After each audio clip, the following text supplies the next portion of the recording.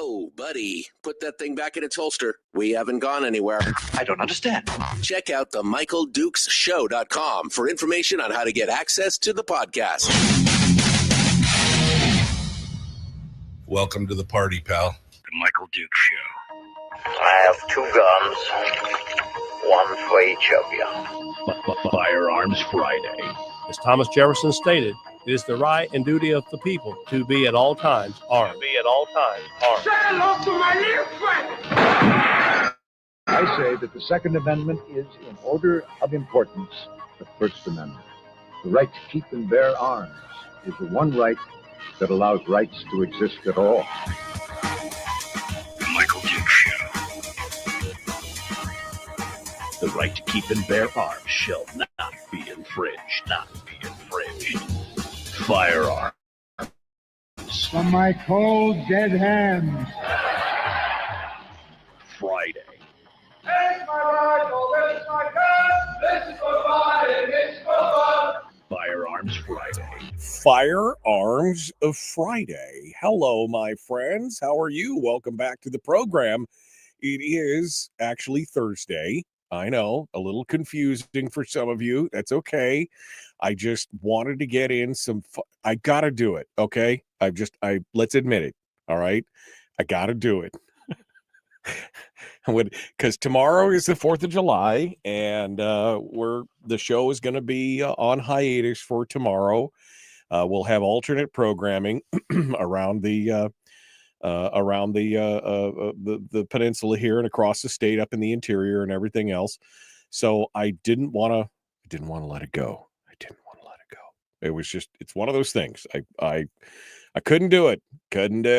So I wanted to get one more day in where we can talk about my favorite topic. And so today is Thursday, but it's like a faux firearms. Is it Faux Firearms Friday? FFF.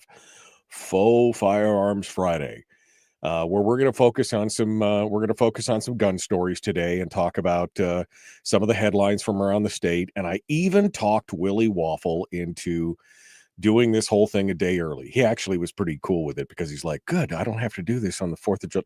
No. So that's where we are today. We're going to talk about some guns. Now, we won't be exclusively talking about gun stories. We're going to start off the show this morning a little bit with the ladies from Governor Dunleavy because my sources were accurate. That's right. We announced it yesterday on the program that we had heard through the grapevine that the governor was going to be calling a special session, and he did. So we're going to get to that here in just a second. And some of the reasons why that potentially happened. Why now? Right? Why now? So we're going to talk about that, and we'll give you the straight dope on it as well. And then we'll get into the firearms news and start talking about some other stuff. And it'll be fun. We've also got the phone lines, not the headlines, the phone lines. Bear with me. All right. All the chemical enhancements are still kicking in this morning. So we've also got the phone lines open this morning. And we're going to be talking again about some stuff from Rhode Island and everything. So hopefully, Fred will call in this morning from Rhode Island, and maybe we'll hear from some of you others as well, talking about all the good stuff that's fit to print on this beautiful Firearms Friday. And it doesn't even have to be firearms. All right, okay. So I'll tell you what. We'll make it easy. Phone lines are open. Just turn them on like that. Just flick the switch. Away they go. Phone lines are open. If you want to talk about anything today, we'll allow it. In my magnanimous, we will allow it. My magnanimity knows no bounds. Whatever it is you want to talk about, feel free to ring us up. If you want to talk about the special session, if you want to talk about gun stuff, if you want to talk about firearms news, if you want to talk about the state of the country, whatever it is, feel free to we'll make it just like a free for all today. All right. Here's the number. Are you ready? Stand by to copy. 319-527-3864. 319-527-3864. Just dial it up and be ready to hold on the line, and then we'll jump over to you and see what you guys have to say this morning as we as we get ready to go. So it's it's going to be good. Somebody just said the biggest gun story for today is that our governor shot his shot. Well, that's a good question. That's a good question. Well, we'll get into that. This, and ever since we talked about this with Brad Keithley day before yesterday, I'm looking at every maneuver that the governor is making through the lens of the next election cycle, and that's I feel really cynical about it, but it's that's just kind of how it is. All right, I guess we should just get, since I'm kind of drifting in that direction, I guess we should just get to the big story for tomorrow, or for today. Tomorrow, I'm going to be in Soldovia for the first time ever, which, it's just, it's one of those things where I got it's a bucket list thing. I want to go see what's going on in Soldovia. And they were kind enough to invite me to come down and officiate.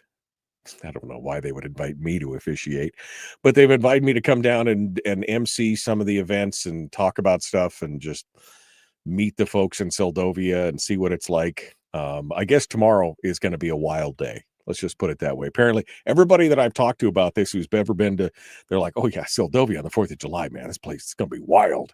So anyway, we're gonna have a good time. All right. People are criticizing me already in the chat. That's not criticism, but they're commenting in the chat room that I'm a little scattered this morning. Like I said, I'm living on caffeine and adrenaline this morning. So if I seem a little scattered and all over the place, it's not my fault, man. It's not my fault.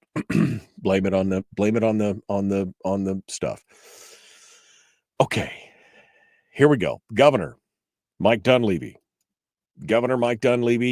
has called a special session for August the 2nd. He and of course that's part of that is due to the 30-day notice that he has to give as governor for calling a special session. And he has said that in the special session, he's called the topic of that special session, and he wants to talk about education reform. That's the form, and the formation of the Department of Agriculture. That's those are the two things: the creation of the Department of Agriculture and education reform. Now, this is an interesting take on this, because the discussion over the Department of Agriculture is all, the legislature has shown no interest in that. So he's going to try and force this in front of them again.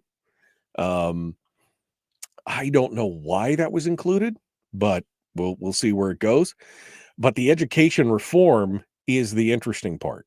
But what this is really about, and the education reform gives them the leverage to try and go in there and say, put these policy pieces in place with this educational increase of the BSA. So this gives them some leverage to do that. But really, what this is all about, in my opinion, is this is about trying to force the veto override when the Democrats and legislators in general, but when Democrats specifically, there's several Democrats who are going to be, out of state, who've already committed. I mean, it was reported in the news 2 months ago that it was unlikely that there would ever be a special session because some people were, I think Forrest Dunbar is on guard duty in Europe or something. I mean, it's going to be tough. So what he's trying to do, because this is a pretty thin margin, he has to have 45 votes for the override, and they only passed the bill with 46 votes. So if they lose 2 people, or, let's say Forrest Dunbar can't come back because he's on guard duty and he can't make it back, they only have to lose 1 person to lose the veto override. And see, they were waiting for this to be able to come back and start the 2026 news cycle by coming into session and immediately overriding the governor's veto and being able to ride that crest, that news story into the 2026 election season. Remember back in January when we had to override the governor? See, they've been maneuvering all these things, and all these things that have been going on in the session. There has been a lot of foresight in what's happening here. They have been kind of maneuvering everything so that they can make the governor and the minorities look bad in the beginning of the session and hype that all throughout the session going into the next election season next fall. And that's just kind of how the whole thing is laid out. And this is, kind of hats off. This is kind of a brilliant maneuver to try and force the issue now, because one, if you lose just 1 or 2, you could lose the veto override. And 2, even if they do get the veto override, it happens now, and by the time it comes, it'll be a year or so before the next, it won't be this fresh thing in people's mind.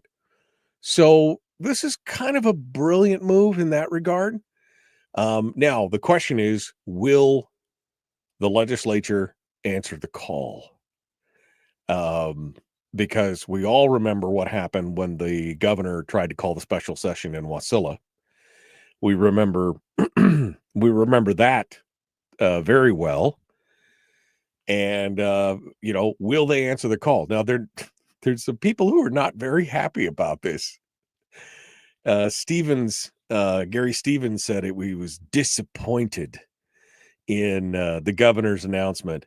They said Wilikowski also disappointed, which is, I think, I'll be honest, I think that Wilikowski is a lot of the moving and shaking behind the scenes. He has been kind of involved in this whole thing. He's been in the legislature for many years, and I think he is very cagey. That's my take on it, my personal take on it. But a lot of people were super upset. He didn't telegraph this. They did no warning. They want nobody. And so the Democrats are kind of spinning. The Democrats and the majority, the coalition, Democrats and Republican majority, are kind of spinning right now. I don't know what the reaction is going to be. And it's not immediately clear whether Forrest Dunbar is going to be able to return to the state for the special session, or how that could impact things. They've all talked about that. And I guess we'll see where it comes from. I mean, I think this is a good maneuver by the governor. So, he's making this is a very canny move to try and force the issue now, potentially when they are under strength. And we'll see where it goes. What'll really be interesting once this special session takes place, it'll be really interesting to see if anybody who has voted yes on this vacillates and changes their vote. That'll be the interesting thing, because with Forrest Dunbar gone, and potentially, anybody else, and somebody on the uphold the veto side could be gone as well. So maybe it makes it equal. But the bottom line is, it doesn't matter, because it's 45. They've got to hit that threshold of 45. So if Dunbar's gone already, that goes from 46 down to 45 already. They have no margin. So I guess we'll see. So this, again, good move by the governor. I wish these are the kind of moves he'd been making since 2019. I mean, I wish we had the, and again, I know that I'm being cynical. All these maneuvers, as Brad talked about, are kind of, setting him up for the big election against Murkowski, in the next Senate race. But I wish that this Mike Dunleavy from the last 2 weeks had been there since 2019 after the whole recall effort started. I really do. Because I think it could have gotten a lot done. But here it is, August the 2nd will be the special session. Now, will they come in? Will they fight him? Will he have to send out the troopers to go track him down and bring him to heel? Which is what everybody had advocated for when they were holding the session in Wasilla, and the legislature refused to participate. The governor has the right to call the session, and he could send the troopers down to track him down and bring him in. I mean, can you imagine bringing in members in handcuffs? I mean, that's just a dream of mine. That's sorry. That was just me dreaming and fantasizing about bringing him in handcuffs. We'll see where it goes from here. So that's the big state news of the day. The hand wringing has already started. So we'll see what Wilikowski and Stevens and everybody in company, we'll see how they feel about this. But they're not happy, especially since this was just like surprise, which I get a giggle out of. But we're going to turn it over and move over to gun news here in just a moment. The Michael Duke Show. Common sense, liberty-based, free-thinking radio. We return in just a moment. Don't go anywhere. Back with more right after this.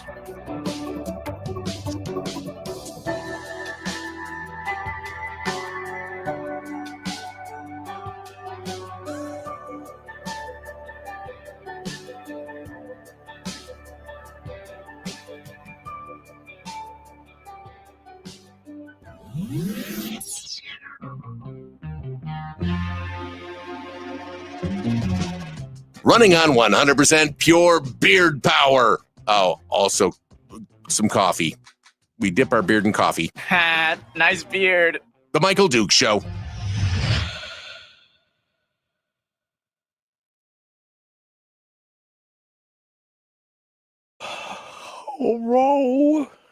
Hello, my friends. How are you?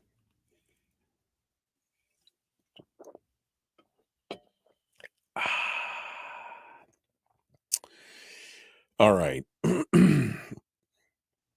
Parks Highway is closed from 325 to 336. I didn't hear about that.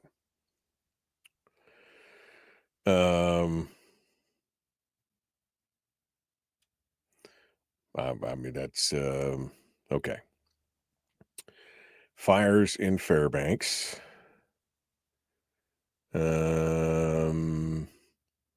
Yeah, we will see what's going on. I'm just scrolling backwards. Chris says he's looking forward to meeting me face to face in Soldovia tomorrow. I'm looking forward to seeing you and anybody else that happens to come up and say hi in Soldovia. We'd love to do that.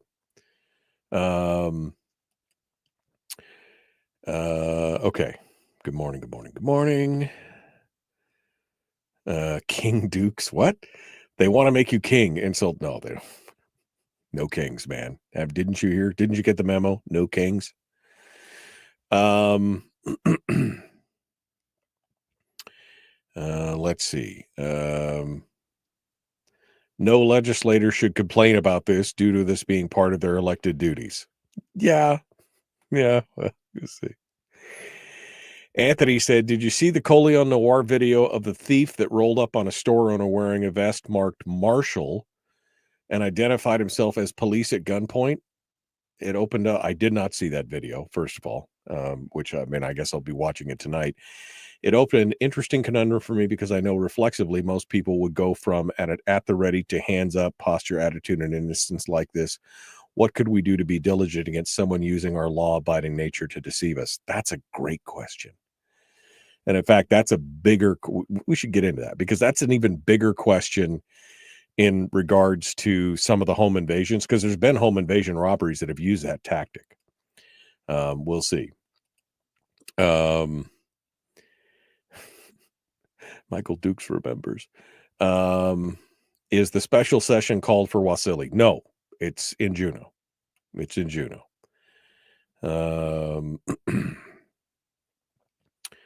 I'm scrolling through here for education. Term limits. That's what Kelly says. Term limits. Miguel said, I called this over and over again about the special session and was told it was never going to happen. Well, gotcha. I mean, you were right. It is a surprise move, but it is a canny move. And you're right, Miguel. I did not expect the governor to call it because, again, but from a perspective of trying to short circuit their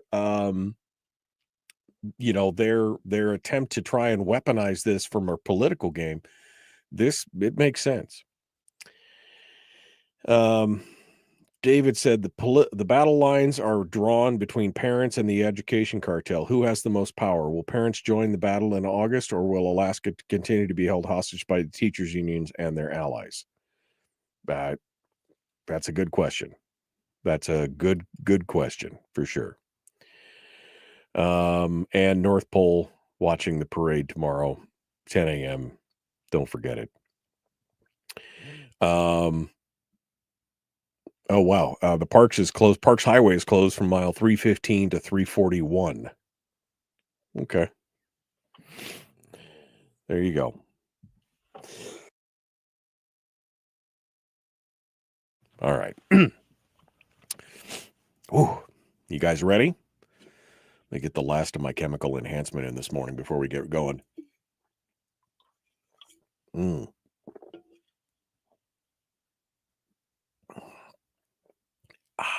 All right. What has the governor got to lose with calling the special session? The legislature would try to override the governor's veto in January, so he says bring it on. Yeah, no, he's again, the ability to short circuit this and potentially give somebody some wiggle room to help support him.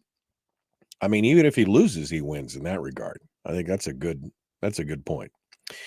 All right. Well, I lost the ding, but here we go. We're jumping back in. The Michael Duke Show, Common Sense Radio.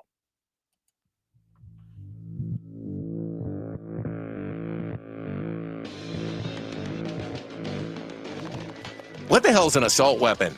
You know, if we could just figure out how to get all of the murder guns and the attack guns and not keep selling those to people and just sell protection guns, I think that would be great and solve a lot of problems.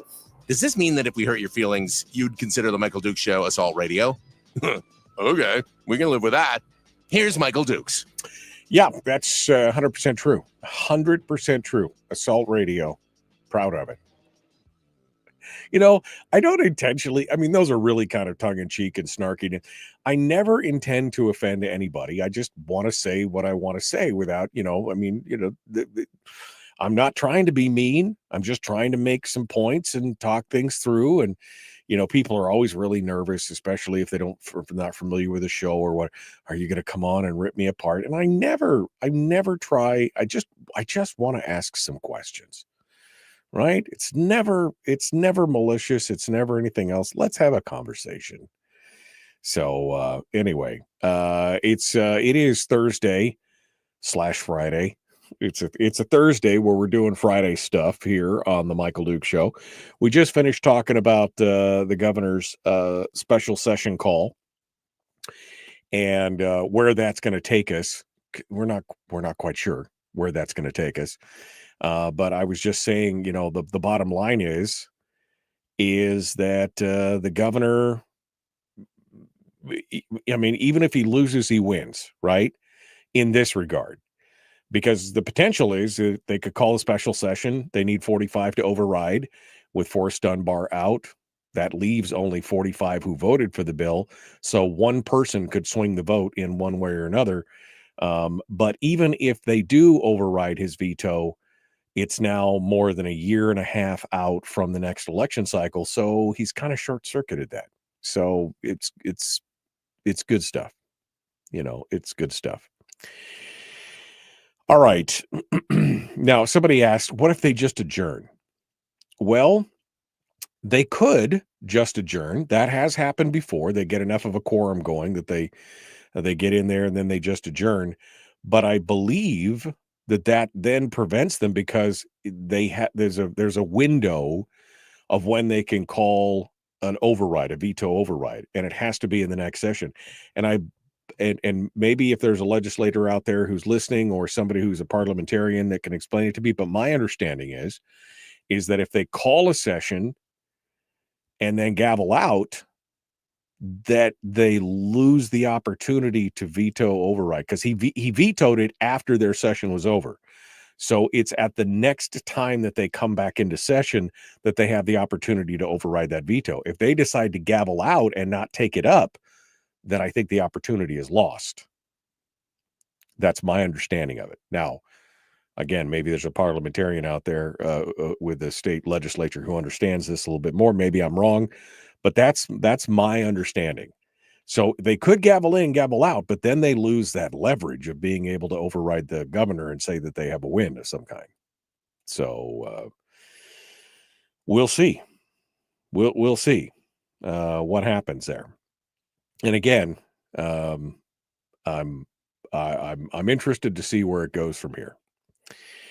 All right. Well, let's move over into more of the Friday stuff, the firearms Friday stuff. It's Thursday. I know it's a little confusing for some of you, but it's okay. We're not going to be here tomorrow, and we had some stories here that we wanted to pick up and start talking about.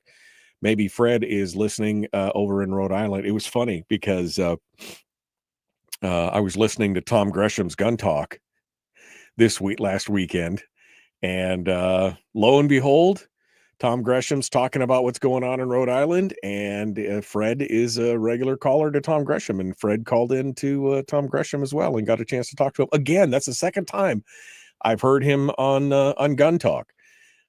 So it's good to know that we're in good company, that Fred frequents some of the best shows in the country. Tom Gresham's Gun Talk, Michael Duke's Fire Friday. Anyway, so Rhode Island, the governor has signed the bill banning the manufacture, sale, and transfer of what they're terming assault weapons into law. Now, it's not going to take effect for a year. It's supposed to take effect in July of 2026. Now, some of the supporters of this are saying it's not really a gun ban because it's got a grandfathered clause, right? Because it grandfathers in anybody who's got one now. I mean, it's not, it's not really a ban, but you can't do anything else with it. You can't pass it on to your kids.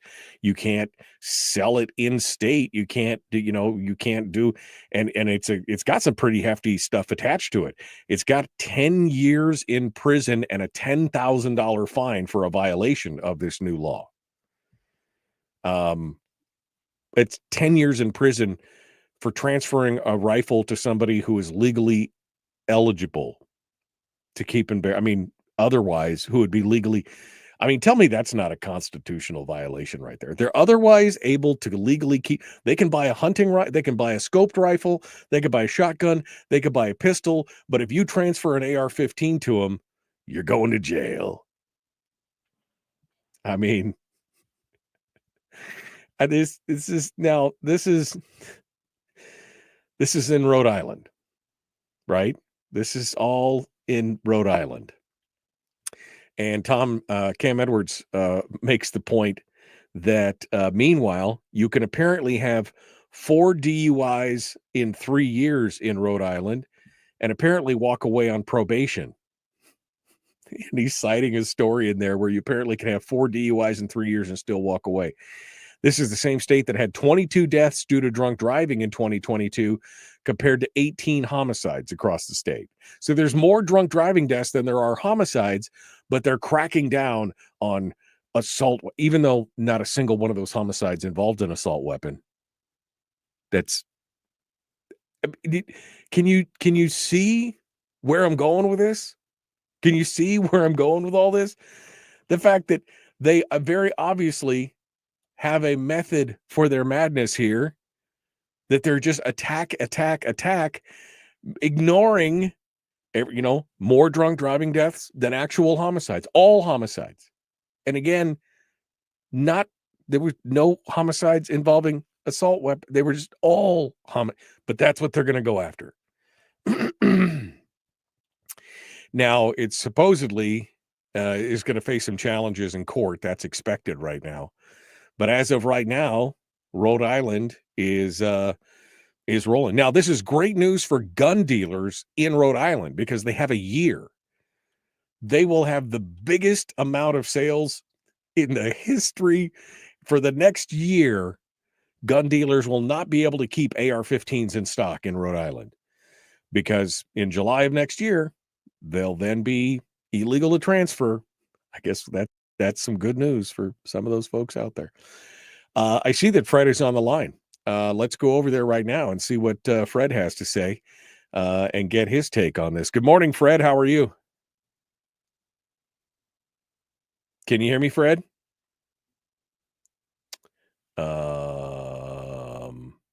Hello, Fred. Okay, hold the line, Fred. Don't go anywhere. I'm just looking at this thing. I got the new computer. And we are ready to go. Let me put it back over here and there we go. All right, let me try this one more time. Can you hear me now, Fred? No, he can't. All right. Well, Fred, if you can hear me, we're going to hold you on through the break and we'll take you up after the next break here, Fred. So hold the line. We'll see if we can hold on to you and come back here in just a second. So we're going to take a quick break. I know I'm a little early, but I want to get this sussed out because I'd like to talk to Fred this morning, and we will be back. Don't go anywhere. The Michael Duke Show, common sense, liberty-based, free-thinking radio. We will return in just a moment. Don't go anywhere. Back with more right after this.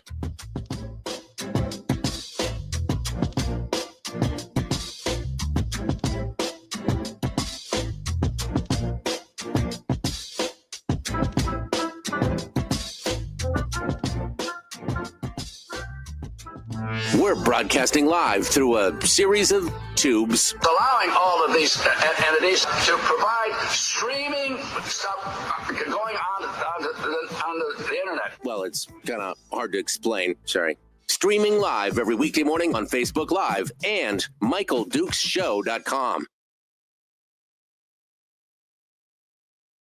Okay. Let me see what is happening here. Trying to. Welcome to the conferencing service. Okay, well that's all works. I think Fred can hear me. I hope Fred can hear me.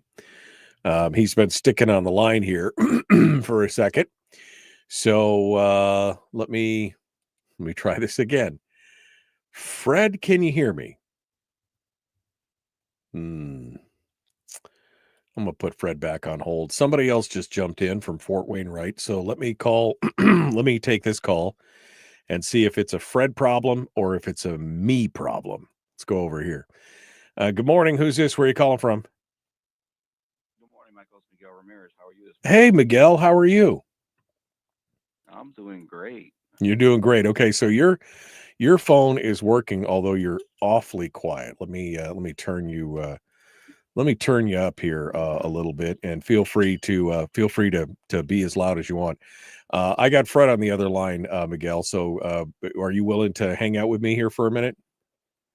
Yeah, I'll hang out with you a minute. Give Fred his. He was first up. Yeah, Fred's been on hold for about 5 minutes, so I'm going to put you back on hold, and we'll come back to you here in just a hot second, okay? So I got Miguel on hold, so it isn't me. It apparently is Fred. Let's try this again. Fred, are you there? All right. Well, Fred, if you're there, I'm going to hang up on you and ask you to call back because I think it's on your end. Miguel is coming through fine, but you're not. So we'll come back to that. Fred actually just hung up on his own. I didn't even have to hang up on him. So we'll come back to this. All right. Let me go back to the chat room and we'll pick up Miguel's call if Miguel is going to hang with us here. We'll take Miguel's call right after, and then when Fred calls back, we'll put it on here. Yeah, I got a new computer. The new computer is not hooked up yet because I spent 9, 10, 12 hours over the weekend getting everything up, getting everything loaded. And then I have to do a bunch of stuff, physically reroute stuff and everything. And I was like, nope, I'm just going to do that.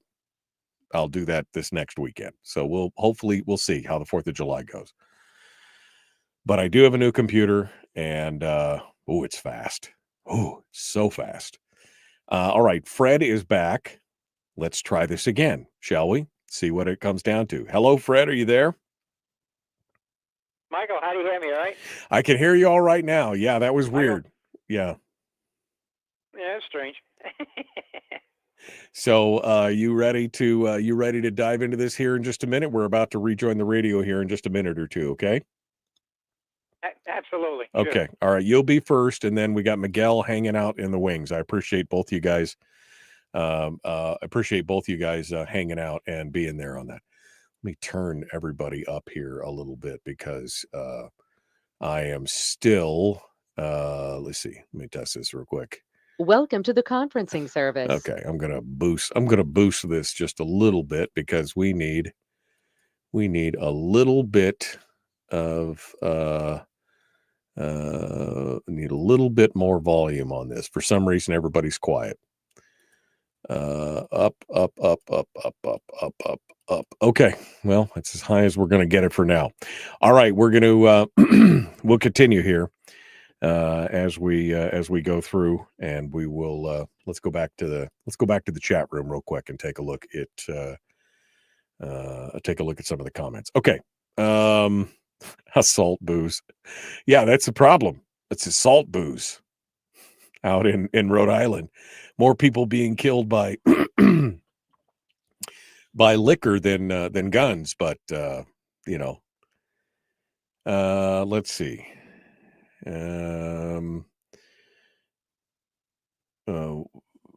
Maybe the legislature majority will use the Pelosi model and allow the legis to vote by proxy. R.E. Forrest Dunbar. I don't think so. I think that would be a very dangerous precedent for them to set. I don't think they'd want to do that. Let's go over here. Good morning, Captain Greg. Ron asked the question, so does that include knives, sticks, baseball bats, and rocks? I mean, they can all be termed assault weapons.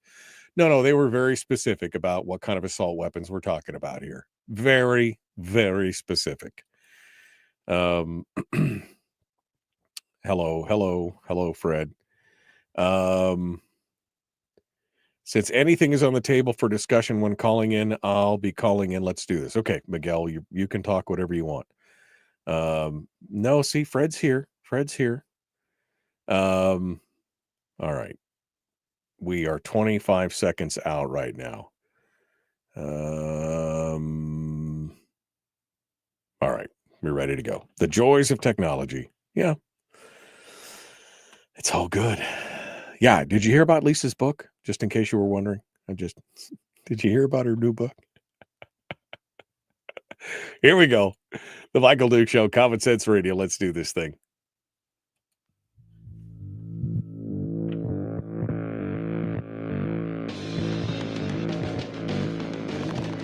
What the hell's an assault weapon? What isn't? If I assault you with a penguin, doesn't that make it an assault weapon? Does this mean that if we hurt your feelings, you'd consider the Michael Dukes Show assault radio? Okay, we can live with that. Here's Michael Dukes. All right, I think we got it all sussed out here. We're going to continue on. We're taking some phone calls, 319-527-3864, 319-527-3864. Fred is in Rhode Island, where he is now facing all that juju about what's going on with the assault weapons ban. Fred, how are you, my friend? Good morning, Michael. Yeah, glad to see you get all straightened out. This assault weapons ban, this was a done deal before they even began any hearings or anything about it. You know, the old saying, justice in the halls of justice, the only justice is in the halls. And that's the way it works over here in Rhode Island. I mean, they already had their mind made up. It's just a question of how severe they were going to try to make it. And apparently that's where you get some rebuttal on some of it, because they were going after the whole enchilada originally. I mean, possession and all of it, ban possession, ban this, ban that, everything. I mean, it was they really had this thing built up to it was really overbearing originally. And apparently by the time it got to the Senate, they watered it down quite a bit to what we got. At least we get the grandfather clause, because originally that wasn't even included either. Right. And the fine, I guess originally the fine was going to be a lot even higher. I mean, it's pretty high as it is, the punishment part of it. But apparently they even watered that down to a little bit. So we get the grandfather. They took down the punishment part of it. And but you still can't do anything with it. You can't pass it on, or you can't. The only thing you do with it is basically sell that out of state or turn it in. I saw some of the rhetoric, Fred, that was coming out of your state house with some of the commentary around this bill, and you'd think that, I mean, Rhode Island must be like Mogadishu, right? I mean, that's when I first started hearing it. I must be like, man, there must be a lot of murders and violence and everything. And then Cam Edwards, I saw that piece and I read the article and I realized you had 22 deaths by DUI and only 18 murders in the whole state, and none of them were committed with assault weapons. How is this a huge issue in Rhode Island? It's political. It's purely the whole. Not only Rhode Island. This is an issue that goes across the land. Every 50 states, and it is all political BS. It's all the progressives, the wokes, the Democrats, the basic heart of the Democratic Party. This is all political. It has nothing to do with safety. Never did, and never will. It's all their own little scheme. Okay, and like I mentioned before, like I've been saying from day one, talking to you, Michael, there's an international grip on what they want to do with this country as far as the Constitution, the Bill of Rights, liberty, and here we are on the cusp of the 250th celebration of our nation of freedom, liberty, and all that. And this is what we're up against. This is what we're up against. And when you look at New York City and this clown that wants to this spoiled little brat clown that wants to be the mayor. Communism? Are you kidding? Is this what this is what we're turning into? Right, right. My God. No. I mean, the whole thing with New York, I mean, that's a whole nother show in and of itself if we ever wanted to do that. But yeah, and you can't stop people from hurting themselves at this point, Fred. But do you expect? I mean, I don't know. They want to hurt themselves. That's their business. But don't hurt me and don't hurt mine. Yeah, I mean, exactly. If you want to live in filth in your yard, God bless you. Go for it. It's all yours. It's all up on you. Yeah. You put it in. You throw it over the fence into my yard. We're gonna dance. We're really gonna. We're gonna get to it now. And I think it's time that people woke up and smell the coffee. That we are. And if the Second Amendment goes down, damn well it's gonna happen next. First Amendment goes down, then it all goes down. This is what they're planning on. This is what they've been chiseling away at for years. Well, and Moms Demand Action, and the other one there, the group for the Everytown. Bloomberg's little organization, Everytown for Gun Safety. Those two organizations have already come out and said, even after the passage, they got the grandfather clause, but next year we're going to come back and we're going after possession. Yeah. So it's not over. Well, let me. They've already made the statement. Yes, we're coming back next year and going after possession to take them away from people. If that isn't as far left progressive nonsense, and then I don't know what is. But this is what we're up against. I would say to anybody who's got an AR-15, you know what? I'm keeping it. When it's turned into an Irish Republic, that's on you. Yeah, You know, an Irish. As far as I'm concerned, yeah, this is all against the Constitution. It's all all a violation of the Second Amendment. And you know what? It's unconstitutional.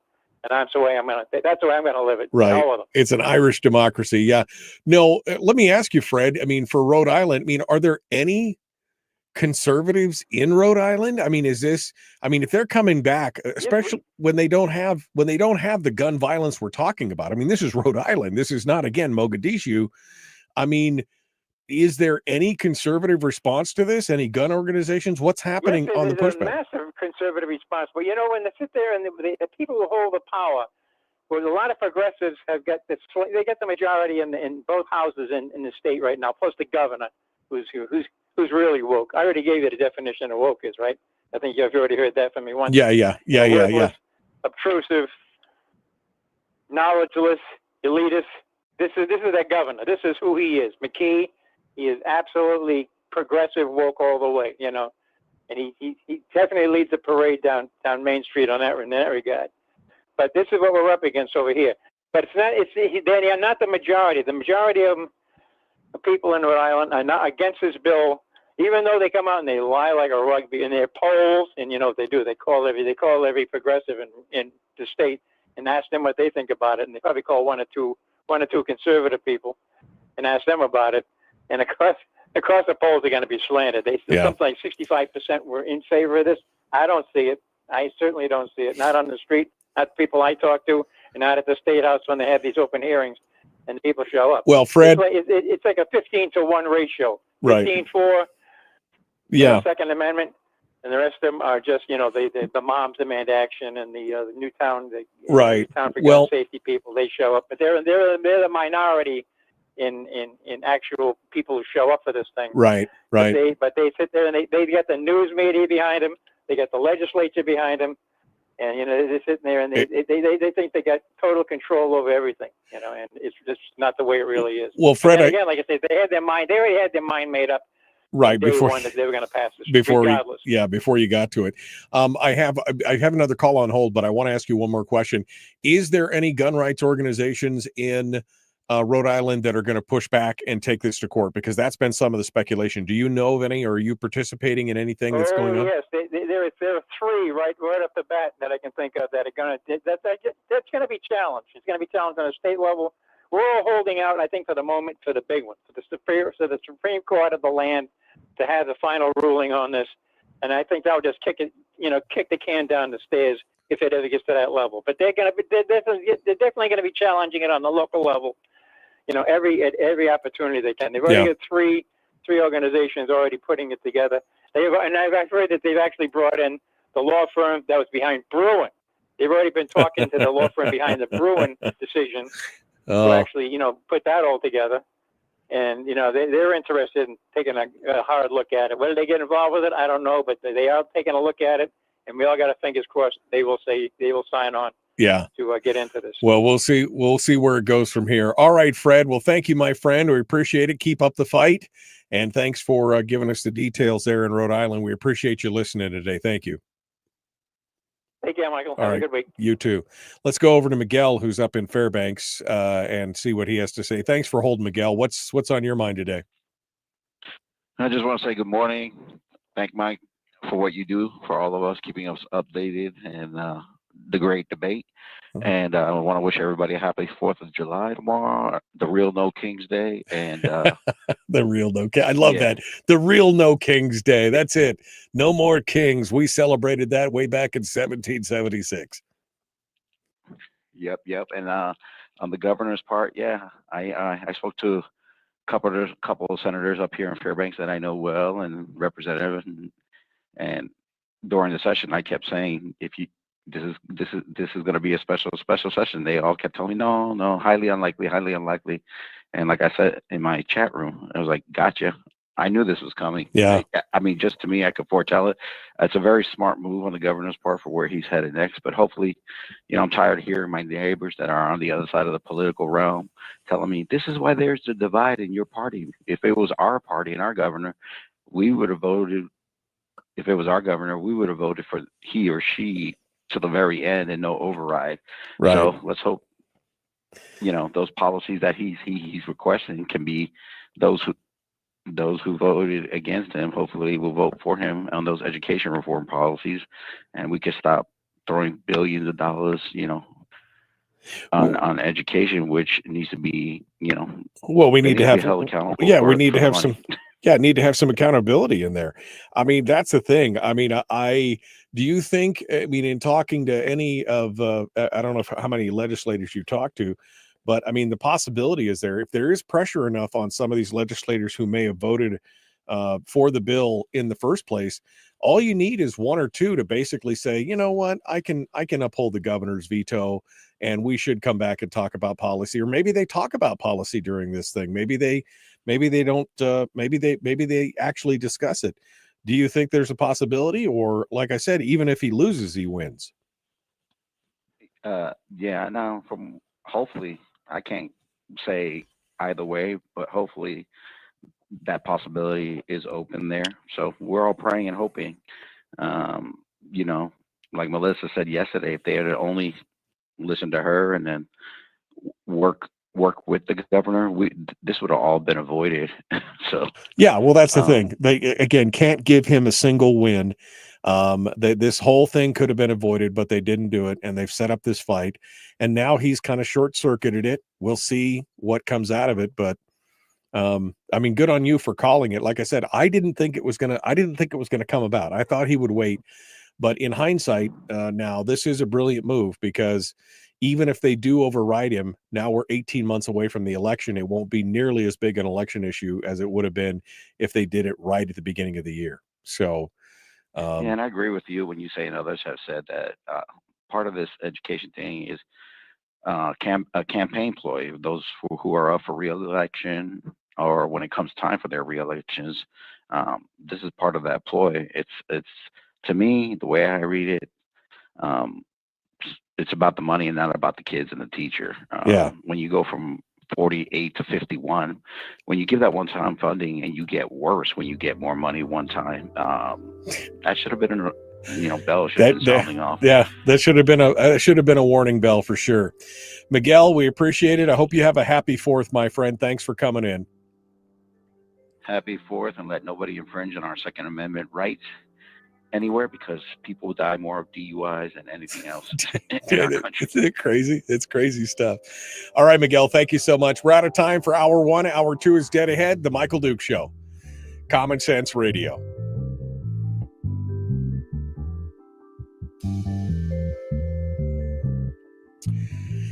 Okay. We're going to continue on here. Our friend LD Howard's in the chat room. Hello, LD. How you doing, my friend?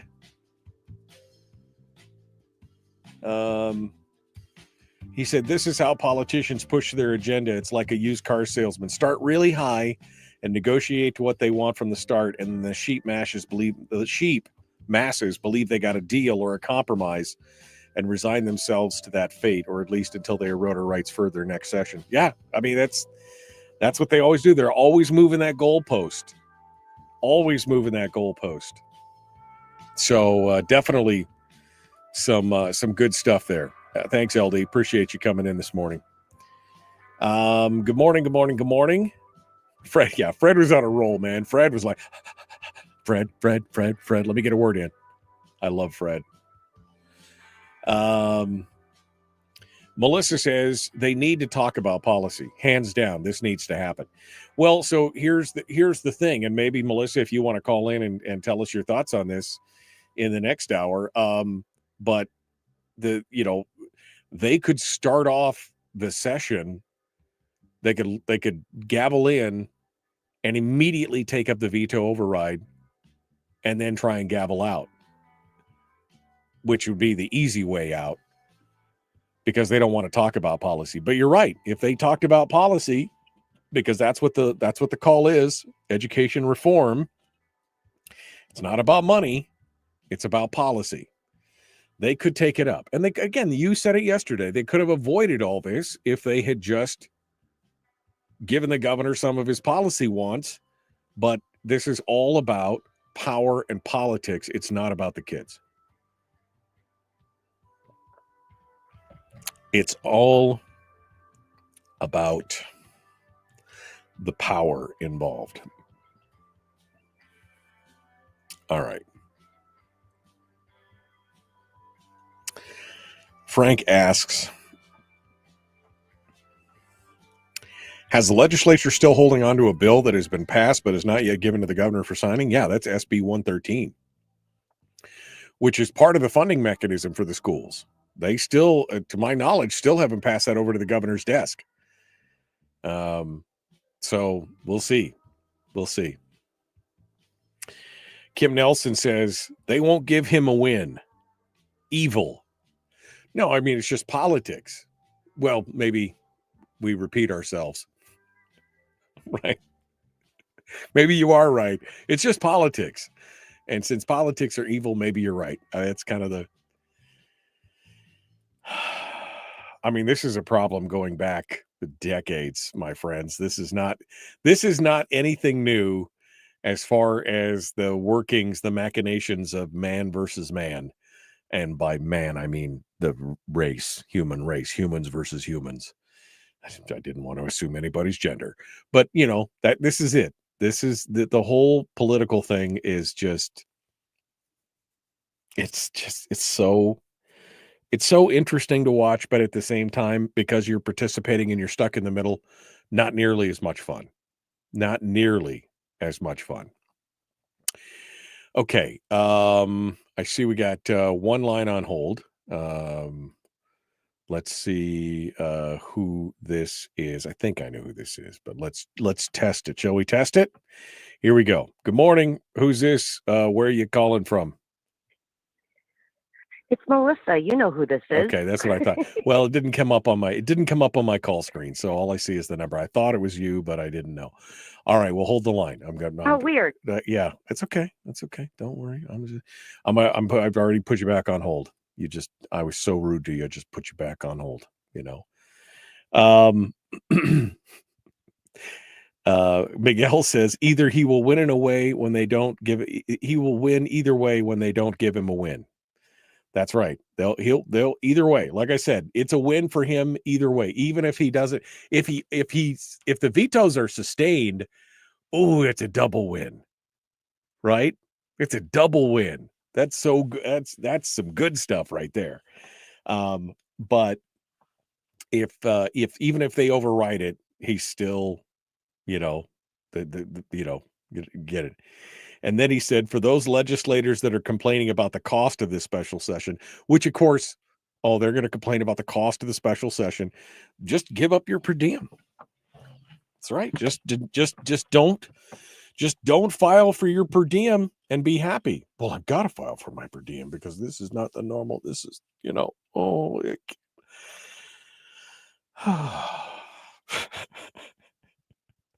I just love this. I mean, I love watching these folks kind of spin on this one way or the other. It's impressive. It's impressive to see for sure. Lisa says this has been going on so long, they aren't even shameful. They give everyone deadlines, but they don't reach all of theirs. Again, do as I say, not as I do, Lisa. Don't be surprised. And again, I mean, you living in Nikolaevsky, Nikolaevsk, know that this is not necessary. This is not about the kids and the community and everything else. This is about power and money. The schools have had plenty of warning that things were going to get tighter and come down to it, and they just refuse to accept it. It's what we were talking about with Melissa yesterday. They knew this was coming. They knew it was coming, and they could have done something about it, but they didn't. And they keep crying poor mouth because of it. I mean, it is what it is. All right, we're going to go. Here we go. Jumping back into it, The Michael Duke Show, Common Sense Radio.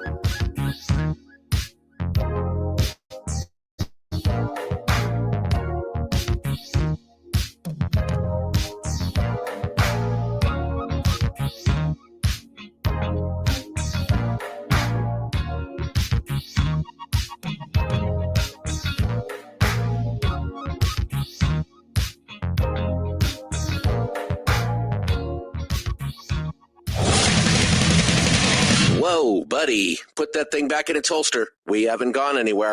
I don't understand. Check out the MichaelDukesShow.com for information on how to get access to the podcast.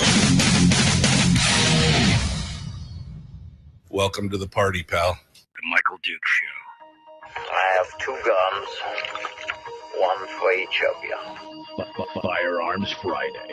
As Thomas Jefferson stated, it is the right and duty of the people to be at all times armed. Say hello to my little friend. I say that the Second Amendment is, in order of importance, the First Amendment. The right to keep and bear arms is the one right that allows rights to exist at all. The Michael Dukes Show.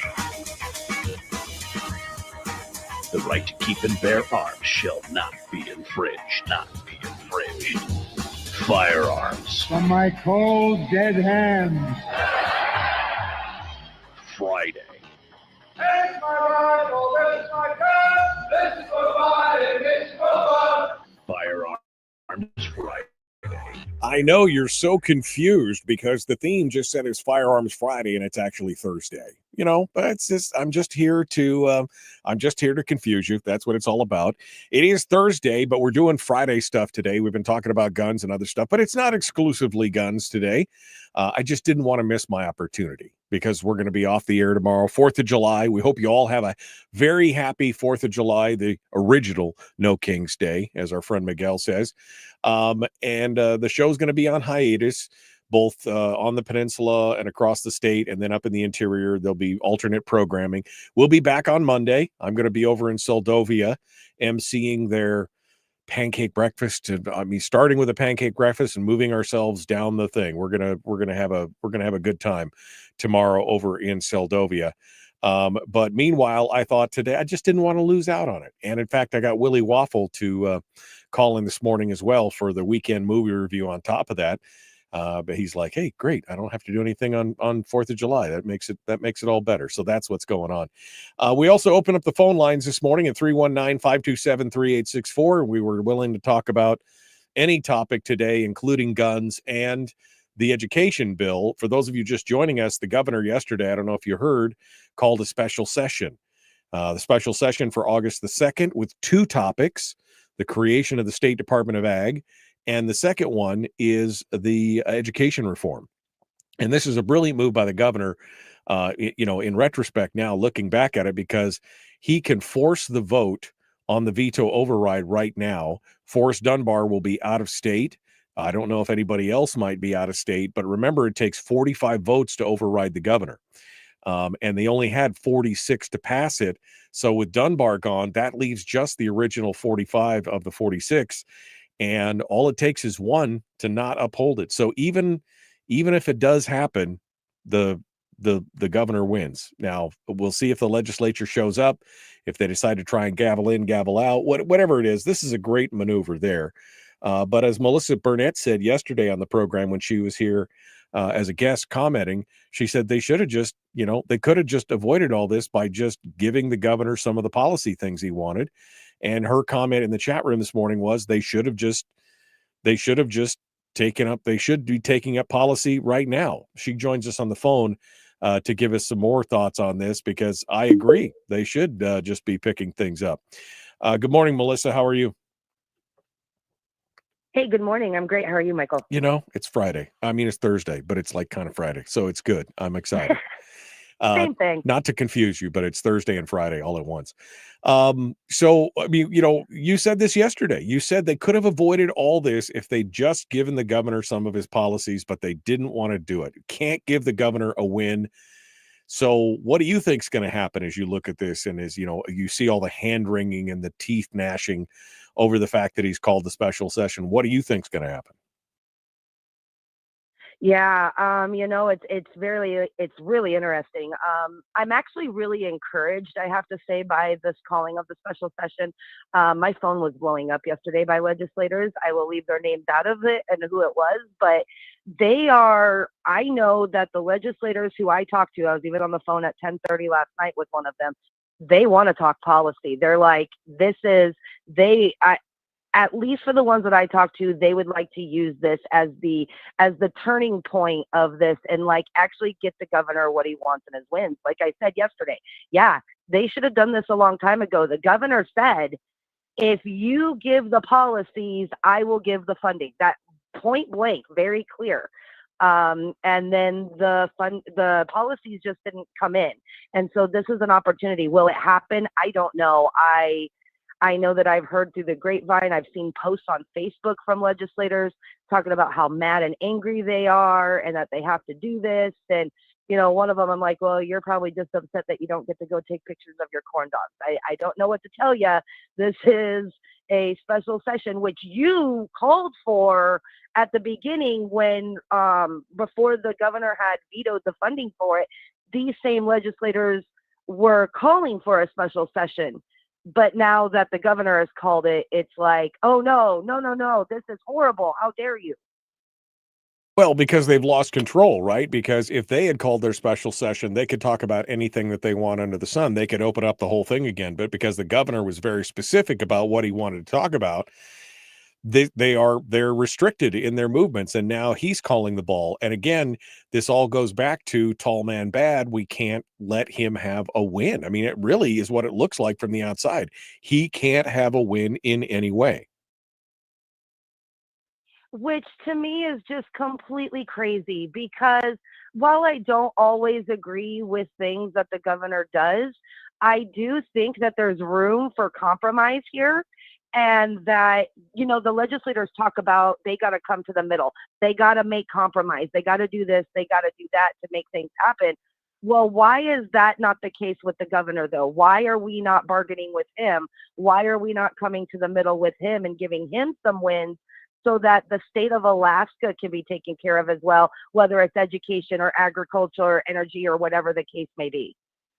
Yeah, no, this whole thing again, I in hindsight, I look at it and I go, this was kind of a brilliant maneuver because he wins, right? I mean, even if he gets overridden, it takes it off the plate really as an election issue. I mean, they could still try and bring it up, but because it'll be 18 months in the past, you know, people have got a pretty short-term memory.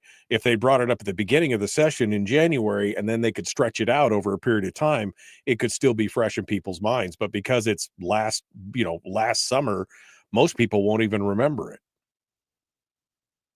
Yeah, no, absolutely. I agree with that completely. I think it's a really great move that he did. I am encouraged that maybe this will wake the legislators up, and maybe we can get that policy we've been talking about. It's what I fought for 4 months. It's what is needed. You want kids to go back into the brick and mortar buildings. You want kids back in school. This is where it starts. You've got to talk policy, and you got to make schools appealing again for families. Yeah. Well, I mean, that was your whole point yesterday, was that if you had better outcomes, you wouldn't have nearly the problem that you had today retaining the current student load. That's the problem. You guys are shedding students because they're upset with the policies. They're upset with the way the kids are being taught, and they're mostly upset about the outcomes. The kids aren't even learning. You know, if they have to go take a remedial math course to be able to get into college math classes, and it's the vast majority of them that have to do that, that's not a good look. And that's exactly what we have happening. It is crazy if you talk to our professors at the university, how many of them will tell you how discouraging it is having these students come into their classes and not be able to do the things before them, not being able to understand the problems or understand what's in the book because we didn't do our due diligence over here. Yeah, exactly. And again, it's time to stop and I know this is very naive of me, but it's time to stop playing politics with the power and the money and focus on what is important in this issue. And that is the kids, the outcome for the kids. That's what we need. Yes. We need leaders and people, who have been taught and can understand the basics, reading, writing, arithmetic, can talk about logic, rhetoric, and reason. And that's what we need. And we need to stop futzing around with all these political shenanigans and political maneuverings. Yes. And that has been something that I have been shouting for months now. Stop making this all political. The left is making it political. The right is making it political. Stop it and let's focus on what needs to happen. And we all agree outcomes is where it's at. We need to make sure our kids can read, write, do math, and be functional adults when they graduate. Yeah, exactly. I agree. I did have to laugh. I think it was Kawasaki was out there complaining, this is really going to cut into my summer. Oh, well, if you guys had just his corn dog pictures. His corn dog, yeah, it's going to cut into my corn dog pictures.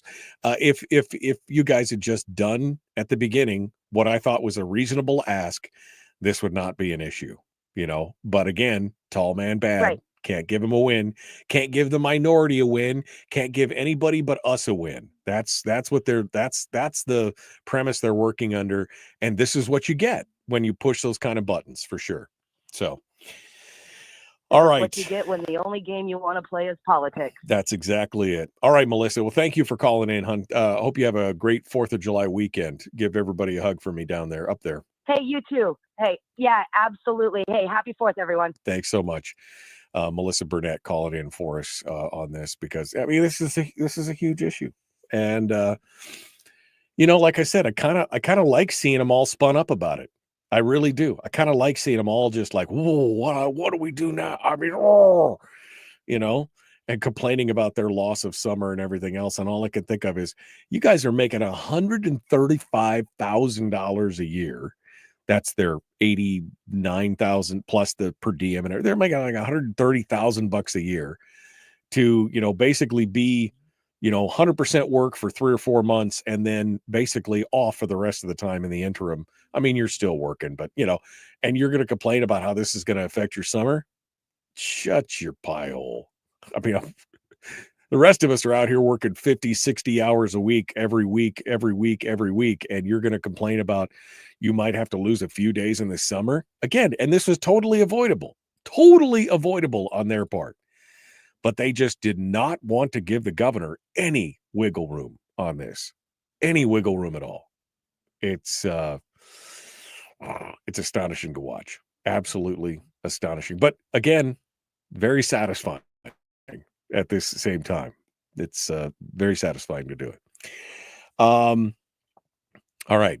I guess we'll see we'll see where we'll go from here. But I'm excited to see what the outcome of this is there in the long run. All right, we got one more segment before we jump into this with Willie Waffle. I'm going to go ahead and go to it now and come back. There was a question in the chat room from Anthony earlier, which I think is a good question. And we got that, plus some other headlines that we might be able to get to between now and then. So we're going to break, and we're going to be back here in just a moment. Don't go anywhere. The Michael Duke Show, common sense, liberty-based, free-thinking radio. Don't forget, you can always like us on Facebook or come out to Facebook and join the chat room. It's just you and me and, 50, 60 of our closest friends between Facebook and YouTube and Rumble. Come on out and be part of it. Enjoy the camaraderie of the chat room this morning. The Michael Duke Show, common sense, liberty-based, free-thinking radio. We return with more right after this.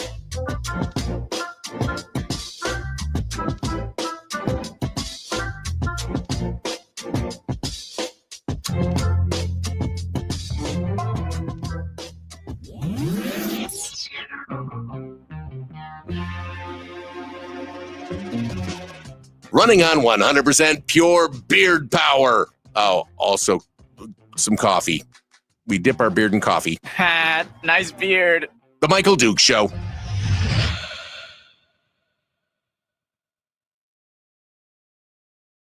Okay. In the break, we're ready to go here. I'm just checking something here. Seeing what else is going on. What are we missing here? Oh, we got it all. It's all good stuff. Okay. You guys ready to do this? Let me see if I can get caught up. Melissa says, Perry Wally is ruining my summer by making me work too. That Perry, that guy, such a taskmaster. But Chris says, don't worry, Perry just wants to make sure you can pay your bills with the cost of inflation going up. Have some beer pancakes tomorrow. I don't think they're beer pancakes, but there will be pancakes. I've been told. I have been promised that there will be pancakes tomorrow. You know, Frank just said, what? Legislators are complaining about the cost of a special session? I have to hear a legislator complain about the cost of a session going past 90 days. I mean, that's the thing. You don't hear them complaining about that, but all of a sudden they're very cost conscientious when it comes to the special session. That could cost us $1 million. Well, you know, they offered to cut $250 million of unfilled positions that you guys all said no to. So you can't really be that worried about money, right? I mean, they offered to cut, was it 200 million, 250 million? It was like 300 positions. And they're like, oh no, we couldn't possibly cut those out. So are you really that concerned about it? You know? I mean, it really would be great if you just did your job during the, during the end. Parks Highway closure estimated to end at the end of noon today. To end at noon today. Thank you, Jeannie. I'll make sure we make the announcement. Remind me in the chat room to make that announcement when we come back on the air, because that's 2 minutes from now, and I could have completely forgotten about it all here in 2 minutes. That would be great. Lisa and or Gary said it would be great if they can't or won't do their job during the session, that if a special session is called, they would have to pay out of their own pockets. Yeah, I mean, it would be nice if you could penalize them for not doing their job. I mean, you know, the whole meritocracy thing. It'd be really nice if they were, you know, you have to do your job, and if you don't, we're not going to pay for you to have to come over and do a do-over. That would not, you know, I'm all about that. All about that for sure.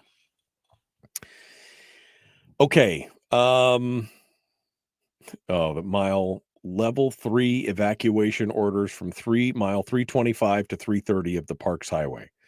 Level 3 is the go, right? Because it's ready, set, go. That's the one where they're saying get out. Mile 325 to mile 330, get out.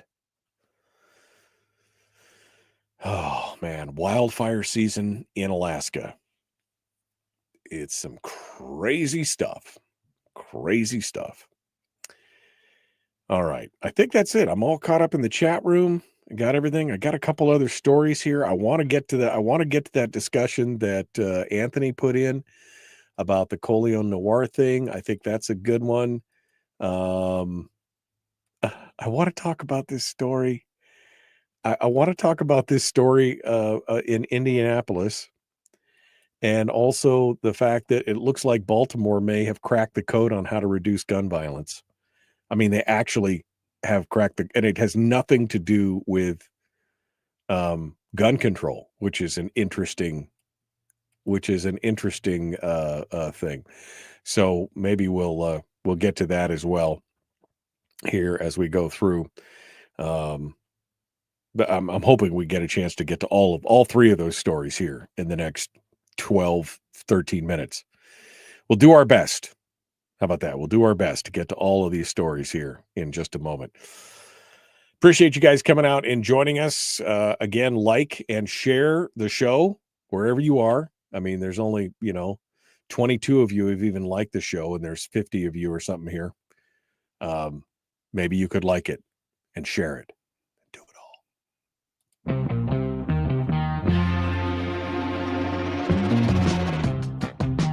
What the hell is an assault weapon? Does that mean that if we hurt your feelings, you should consider the Michael Dukes Show assault radio? Okay, we can accept that. Here's Michael Dukes. Kind of a dick, but somewhat funny. I'm somewhat funny. I mean, funny smelling. Anyway, welcome back to the program. One final segment here. We're going to be talking with Willie Waffle here at the in the next segment for our weekend movie review. and entertainment review, report, streams. I mean, it's kind of all inclusive. That's going to be, somebody asked me earlier, what's the story with Willie? I think it was Rick that said it. What's the story with Willie? How did you, Willie is a gem. I just kind of, I stumbled onto him when I first started doing radio in Anchorage. He was a quasi regular feature on the previous show, and I got introduced to him, and Willie and I became fast friends, and he's been with me ever since. He's been doing the show, usually weekly ever since. For a good chunk of time there, he was doing it just out of the goodness of his heart, just because he enjoyed it for us. And I just really appreciate him. So I love talking to Willie. Willie and I get along great. It's too bad that we've never met in person and we're 3,000 miles apart. I sure would love to go out and have a pizza with him and just kind of commensurate. But this is the modern world we live in. So it's all good stuff. All right, well, let's go over to some of the stories here. And let's talk about some of the stories. But before we get to that, I want to Anthony asked a comment earlier in the show about an hour ago. He asked this comment, and we just hadn't gotten around to it yet. The comment was, did you see that Coleon Noir video of the thief that rolled up on a store owner wearing a vest marked Marshall and identified himself as a police officer at gunpoint? I didn't see that video, but now I'm going to have to go back and watch it because that's an interesting take.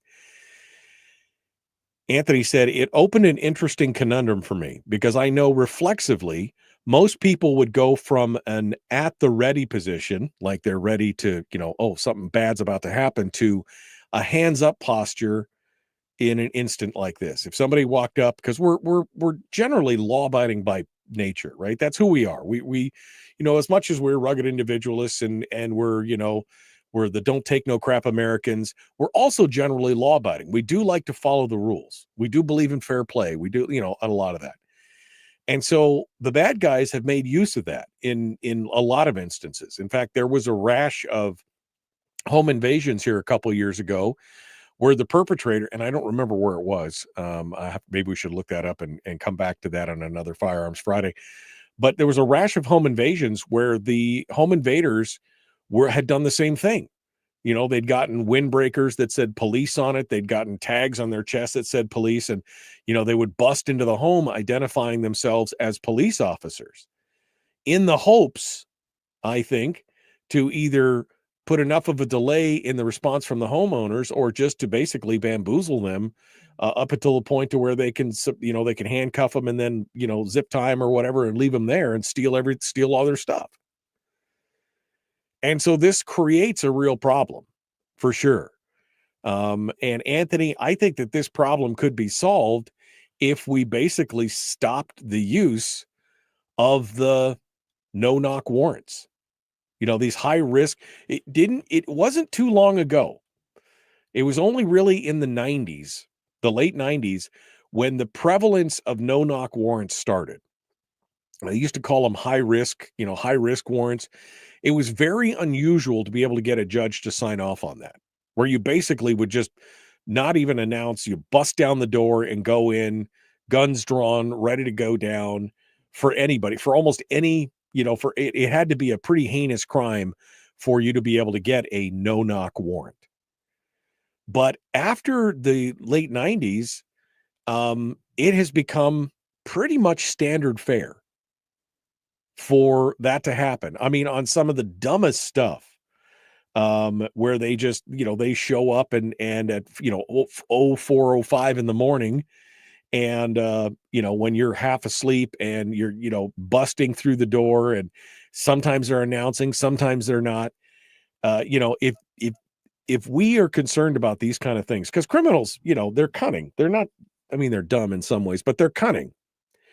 And they know if they can identify themselves as police or marshals in this case or whatever long enough to have you confused and delay a decision, then they can gain the upper hand. And again, this all comes back from that confusion of the no-knock warrant. I mean, I have a sign that my friend Greg gave me out front that basically says, it's a sign that, I have on the front of the house. It says, dynamic entry will be met with deadly force. Period. It's a fresh warning that says, warning, no one in this house has broken the law, and any dynamic entry will be met with deadly force. Period. So it's a fair warning to say, I don't care if you're the police. I don't care if you're a bad guy. If you want to knock and issue me a warrant, I will come peaceably, whatever. But any dynamic entry will be met with deadly force. That should be the reaction. And there have been several cases where the homeowners have been vindicated in their use of deadly force because it was shown that the officers didn't announce, or they were at the wrong house or whatever. And then there have been several cases where people have been killed or injured. And usually what happens is they're killed. And then they are like, oh, we're so sorry, we were at the wrong house and we did a dynamic entry on a house that we couldn't be bothered to check the freaking, street address on. That's actually a case that's just been going on here recently, a couple weeks ago, where the argument from the government attorneys was, well, things are happening so fast in these kind of things, they just can't be bothered to check the house number to make sure that they're at the right house. And this is a case where they were across the street from the actual house and they entered the wrong house and they killed the homeowner because the homeowner came out with a gun. And they said they just couldn't be bothered to check they couldn't be bothered to check the thing. It's crazy. Oh, I just saw something I was supposed to remind you when I came back on the air. The Parks Highway is closed from mile 311 to mile 311 to 330, I think. The Parks Highway is closed. And there's an evacuation order for mile 325 to 330. So, but that's supposed to be lifted sometime noon today, but they've got a big chunk of the Parks Highway closed today. So if you're traveling today back and forth, Fairbanks, Anchorage, I'm giving you the heads up. Don't do that. Or, be aware that it could be closed. So that's from the Fairbanks North Star Bureau alert last night. But to answer Anthony's question here, I guess, to come back, what do we do? What could we do to be diligent against someone using our law-abiding nature to deceive us? Well, you have to understand the law first and foremost. Understand the laws and the use of deadly force. Understand, understand where you're going and what you're doing, and game it out ahead of time. You're going to have to think about this. This is something that is unthinkable for most people, but you have to think about it. But again, I'm happy that I have that sign that basically says dynamic entry is going to, don't bust my door down because you're going to get shot. I don't care who you are.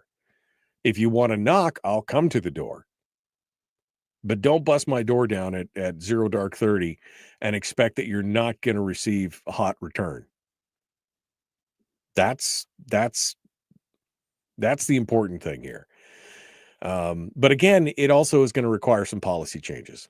But like I said, this overwhelming use of dynamic entries, no-knock raids, no-knock warrants, it's become the norm and it needs to be reversed. And there's been a lot of voices in the community that have talked about that over the last 5 years, that they're basically telling that these judges should stop issuing, making it so easy to issue no-knock warrants for relatively minor crimes in many cases.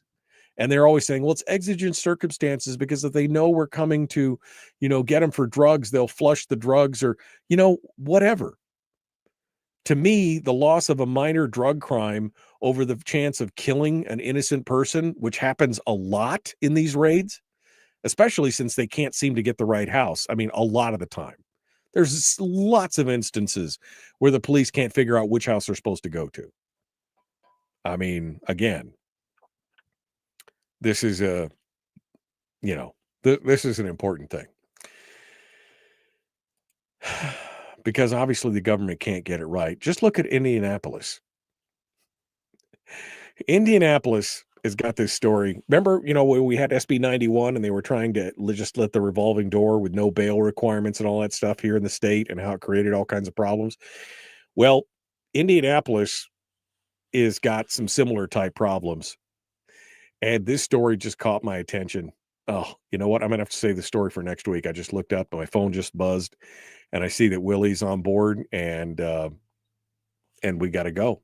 I just realized that. So we're going to have to hold this story. We'll be back.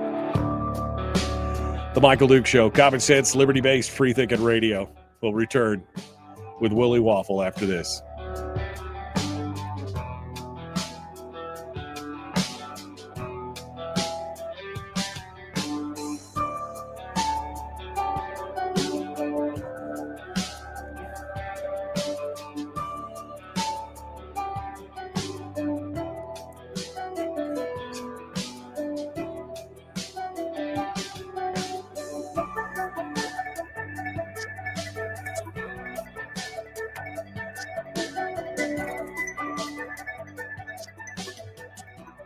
Okay. All right. Let's get things ready here for Willie, and we'll do our thing here in just a second. Let me get caught up in the chat room here. Wait a second. What? How'd no-knock warrants get past the Fourth Amendment? No illegal search and seizure. Well, the argument was exigent circumstances, right?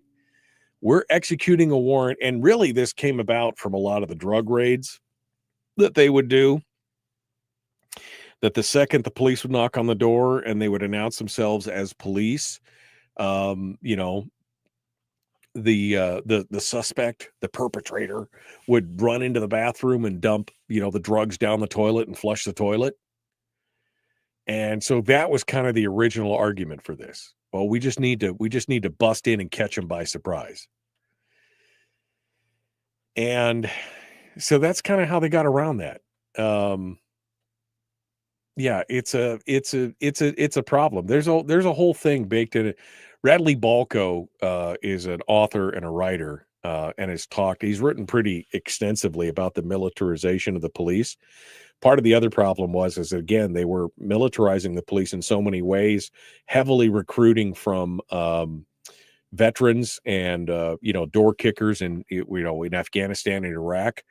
And so this was a whole big deal, where this is the mentality that a lot of these guys were bringing to their jobs. And in fact, I remember seeing I've talked about this in the past. I remember seeing it was a back page, full page advertisement on it was like a police trade magazine, a magazine for police officers. And it was, basically a guy in full desert camo combat battle rattle, basically saying, do you miss the excitement of kicking in doors? Do you miss this? Join the Santa Barbara PD or the Santa Monica, one of the Southern California, San Diego PD. I don't know which one it was. Join the we'll give you, basically, we'll do you can kick down as many doors as you want. That was kind of the whole feel of it. And that's, again, part of the problem, the militarization of that and everything else. So it's a problem, and it's created other problems. Yeah, the swatting thing, it's created problems like this swatting thing, where they do these dynamic entries on houses. And how many times have they done a dynamic entry on a house that was the wrong house, and then they destroyed the house in the process, right? And then they're held harmless. The city, the state, the whoever, the people are on the hook for all this stuff in the end. It's nutty. Absolutely nutty. Hope nobody uses fireworks in the interior. There's a ban for one, but we don't need any more fires. Yeah. Well, that's not going to stop. I mean, have you met people, Chris? I'm just asking. Have you met people? I'm sure there will be people who will be doing, whatever. They're just like, yep, whatever. They're going to do what they're going to do. But I'm with you on that. I hope that you always can have a hope that people will not be numbskulls, but it's not going to necessarily fix it at this point. That people are going to do what they're going to do. I'm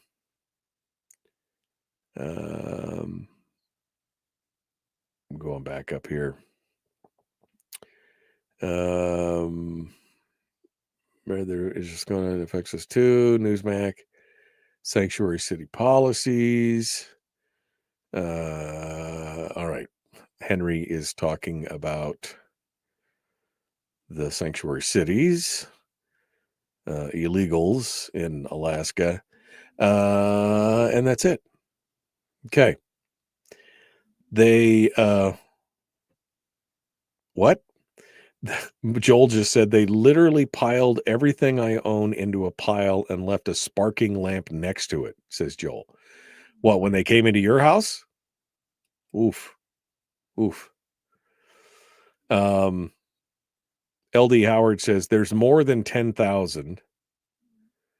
I've been briefed and the number is closer to 30 or 40,000 illegals in Alaska, in the state of Alaska. Interesting. I'm trying to find some LD. It'd be interesting to know what the sources are on those things so that I can go back and track some of that down, because I'm interested to hear, where they're coming from and who's signing off on it. That's an interesting point. 30 or 40,000 illegals. Where are they coming from? How long have they been here? And where do we send them? And how do we get them out if that's the case? Let me know on that, LD. All right, here we go. The Michael Duke Show, Common Sense Radio.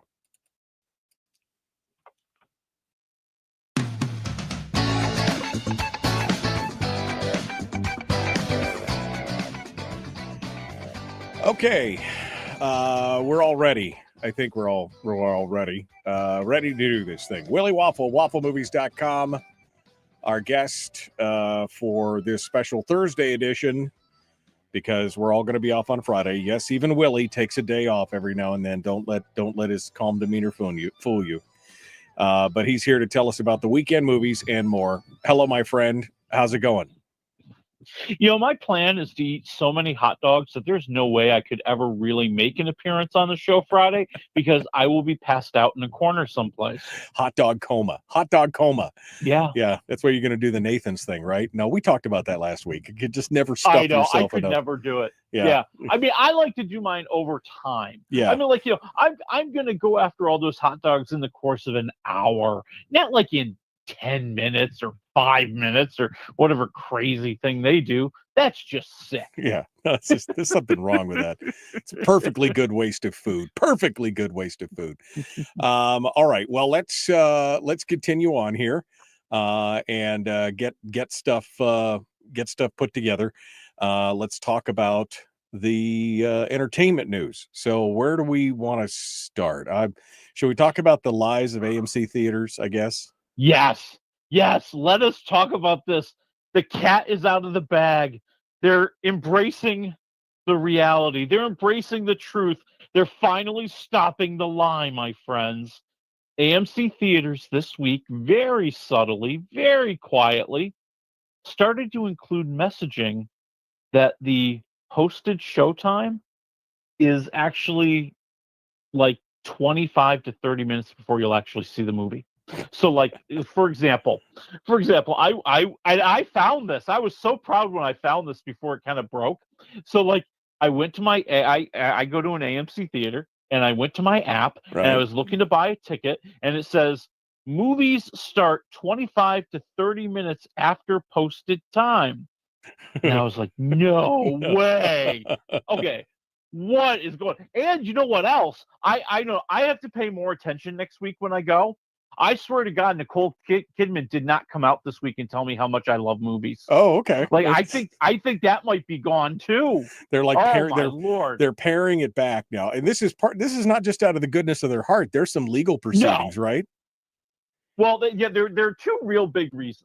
So reason number one, they recently made a deal with an advertising distribution company to show more commercials before the movies. So, essentially, that time, which used to be like 15 minutes, which then stretched to 20, is now being stretched out to like 30.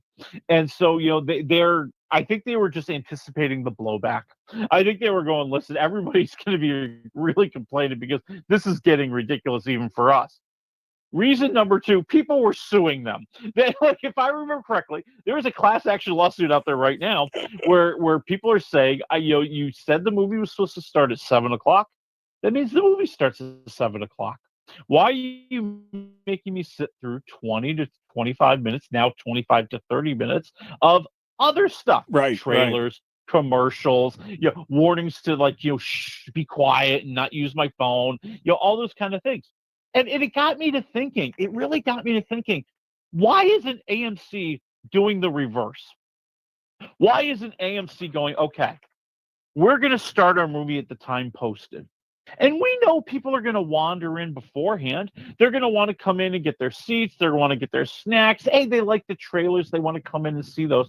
So why don't you start the movie at the time appointed, and we'll all understand there's a whole bunch of stuff before that movie starts. Right. And we will adjust accordingly. Right. Well, maybe AMC's got the message, and maybe the other theaters will pick it up. We'll have to see. But respect my time is what I'm saying. Respect my time. I got other things to do. Especially 30 minutes is a big gap. 10 minutes, 15 minutes. Yeah. 30 minutes is a big gap. I did it tonight. Tonight. I was like, you know what? They really are not lying. The movie really isn't going to start for 25 to 30 minutes. So I left a lot later than I usually leave. I got there just as they started the trailers. I was like, this is my new life now. No more getting there early and watching all this other stuff.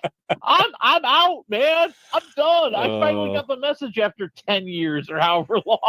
Man, it doesn't take you long. Sharp as a steel trap. All right. Yes, right. Let's go back to my high school time. Gen X, the big hit, of course, was, this was the Brat Pack, right? This is St. Elmo's Fire. This was a huge movie, which I watched once back in 1989 or something. But it's a big deal. And now St. Elmo's Fire, it's 40 years later, they're going to do something new. Yeah, Rob Lowe has been talking outright about we're working on the script for a sequel. That's right. St. Elmo's Fire, the movie came out 40 years ago, right? I mean, I can't remember if it was in the fall 40 years ago or the summer 40 years ago, but it was 40 years ago. And there's been this renewed interest in, how do I want to say this? Exploiting previous properties to make a ton of money. Sure. There's been a lot of interest in the Brat Pack lately. Yeah. They had that really cool documentary on Hulu. Andrew McCarthy, I think it was, went around talking to the different members, getting how they felt about being part of the Brat Pack and the things they had gone through. And a lot of it was, and we made St. Elmo's Fire together. Right. And so there's been a lot of that push. So Rob Lowe said that he working with them on a sequel for like 4 months. So, he's hoping that they'll get a good script together and they'll bring all the people back. They'll bring back, Rob Lowe, Ali Sheedy, Debbie Moore, Emilio Estevez, Judd Nelson, Andrew McCarthy. They're shooting for the moon. Wow. But I mean, it's 40 years ago. Are they all going to retire? Is that the deal? Or is it going to be like some sort of 40th, like, oh God, it's going to be the anniversary. It's going to be the graduation, reunion. Yeah. And they're going to bring, oh God, we just figured it out. Yeah. Oh dear you God. broke the code. But and I could think of a lot of other movies that I thought I don't know if you could remake them, but I mean, the Brat Pack was that and more. I mean, it was, it was Molly Ringwald, right? It was, Mike, the Dead Zone guy, Weird Science. I'm trying to remember his name. Michael Anthony Hall. Oh, Michael. Yeah, Michael Anthony Hall. Yeah, Michael Anthony Hall. I mean, there's the Breakfast Club, right? I mean, all those folks. Yeah.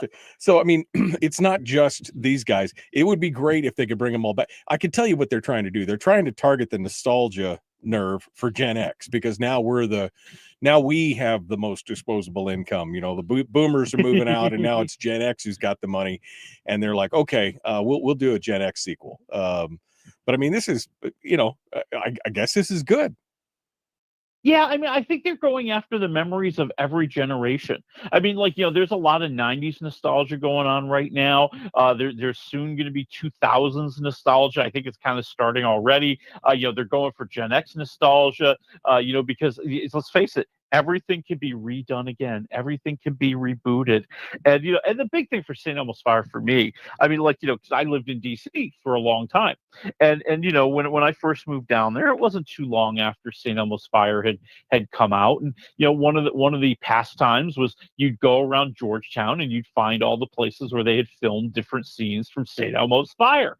So I've been to a lot of those places. Right. And I'm like, do they know that they're all gone now? Like, literally, I think they're all gone. Like, I'm going through my memory. I'm like, yeah, that place is gone. Yeah, that place is a CVS now. Yeah, that used to be a movie theater. It's not anymore. Yeah, they're all gone. Yeah. Well, that's the hard thing. How do you have a story that continues 40 years later and still make it interesting? Part of the interesting thing, part of the interesting thing of that was the angst of, starting a new life, navigating adulthood, that kind of thing. So yeah, it was one of those things. All right. We're rapidly running out of time here. We'll skip over The Devil Wears Prada because nobody cares. But you care about the bear. I do. Tell me about the bear. I've seen everybody's raving about this. I still haven't watched it yet, but surprise, it's coming back for a surprise 5th season. Yeah, and this is interesting. So yeah, Hulu just this week announced, just as season 4, everybody was watching it last week. Hulu has announced, yes, there is going to be a season 5, and it will come out sometime in 2026. Yeah, and I say sometime because one of the biggest problems they have is that, they did seasons 3 and 4 kind of at the same time. They filmed them at the same time. Well, they didn't do that for season 5. And the people who are on the show have all become very successful. And they are very hot properties in Hollywood. And they have many, many, many offers and many, many movies lined up. And it's going to be hard to get them all in the same place to make 10 episodes. Right. So, the promise is it's going to happen. I don't know how, but I'm looking forward to it. Yeah, that'll be interesting. I mean, I guess what the last episode was entitled Goodbye. So I know a lot of people were lamenting, it's going away. It's going to be gone. But no, I guess this was a little bit of a shocker, but it's going to be at least a year, right? Before we see the new, because they haven't filmed anything yet. No, they haven't filmed anything. We don't even know if they've written anything. I mean, there was always a very, so the president of Hulu always said, listen, we want the show. We want to bring it back. But we respect that if the creator, Christopher Storer, thinks he's done, then he'll end it. And we will live with that decision. Right. But obviously Storer thinks he's got some ideas and he's got some plots to roll out there. But it's going to take him a long time. I mean, you don't just write 10 episodes overnight, dude. Yeah. Well, you can, but they'll, that'll be with crayons, exactly. Or you'd have to have a lot of cocaine involved, and then they're not going to be very good either. Yeah, either way, it's bad juju. All right, well, let's move on to the streams and the movies. We got about 4.5 minutes here. Start where you will, my friend. I want to start on HBO Max with a documentary from Mariska Hargitay, the star of Law and Order SUV. Yeah. It's called My Mom Jane. And for people who don't know, Mariska Hargitay's mother was the blonde Hollywood legendary bombshell, Jane Mansfield. And what makes this even more poignant, if you don't know the story, I'm not giving anything away. Mariska Hargitay was 3 years old when Jane Mansfield horribly, tragically died in a car accident where Mariska and her brothers were sitting in the back seat and survived. Right. And so she, the whole movie is her trying to learn more about her mom because, she said, I was 3 years old. Like, I didn't know a lot of the things that were going on. I didn't know what her life was like. I didn't know the things that she had gone through. And so she's telling the story of Jane Mansfield's, rise to Hollywood prominence. And then, kind of, going through that thing that all actors and actresses do, where the career starts to wane a little bit, and you're trying to break the stereotypes. Right. And that is all very nice. And that is all very good. It's fascinating. It's wonderful Hollywood history. And then there's Act 3 of the documentary, where Mariska reveals a big, deep, ugly family secret. You've probably heard it by now. Yep. It turns out Mickey Hargitay, who she had thought was her father for years and years and years, really wasn't. Yeah. And she goes into the story of, how Mickey and Jane were in the midst of getting a divorce. They kind of were divorced. She met another guy. He got her pregnant, and she goes into the whole story. But it was this thing that was covered up. And the only time it was really spoken about was like in a tell-all book that Jane Mansfield's former press agent had put out. And so he gets interviewed too. And that's interesting to watch. I'll tell you that. So, you have all this family drama and all this wonderful storytelling, and there are emotional moments and there are just shocking moments. I have it at 3.5 waffles. Yeah. Get yourself on HBO Max and watch it. Terry said it was amazing. She watched it yesterday or day before. Yeah. She said she spent half of it in tears because it's just such a touching, poignant story about everything that happened, and Mariska's recollections and her brothers and sisters and everything. It's crazy. So, all right. Well, good. That's the big one. We got about 2 minutes here. Hit me with the rest. All right, well, quick go. Heads of State on Amazon Prime. John Cena is the U.S. president. Idris Elba is the British prime minister, and they are the odd couple. But while they're flying on Air Force One, it gets shot down by terrorists. There's a conspiracy afoot, and now they have to make their way through Eastern Europe to get to the NATO conference and save the day. And it's an action comedy, and it really needs to stick to the comedy. It's very funny when it's funny. The two of them have great chemistry together. They have great lines together. Cena is I still think is an underrated comedic actor. Idris Elba is also an underrated comedic actor. They both get to show what they're good at here. I'm at 3 waffles for Heads of State. Oh, man. Okay, good. I can't wait because this is such a fun premise. 1 minute leaves us with Jurassic World Rebirth. Scarlett Johansson. Hit me with it quickly. Yeah, because, we never learn that you don't want to mess with dinosaur DNA. We've had how many movies about how badly it goes, and yet we're still doing it. We've even done it in real life. So, you know what? We deserve what happens in this movie.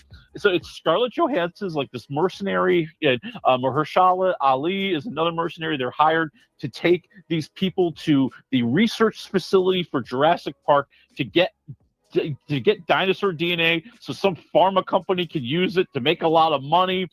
And of course, things go very, very badly, and they're running from dinosaurs the whole time. Yeah. It's everything you've seen before. That it's way overcomplicated. They throw in this whole story about this family that's like sailing across the ocean. Oh, that's a good idea. Let's sail across the ocean in a sailboat. Yeah. So they end up in trouble, and all of them end up on the island. And, eventually it's just, okay, yeah, we're going to run around. I'm at 2 waffles. 2 waffles. All right. Jurassic Park Rebirth. Well, we'll pick this up in the after show. All right, folks, that's it. Yep. Have a great weekend. Happy 4th of July. We'll see you in Soldovia tomorrow or back on the show on Monday. Have a great weekend.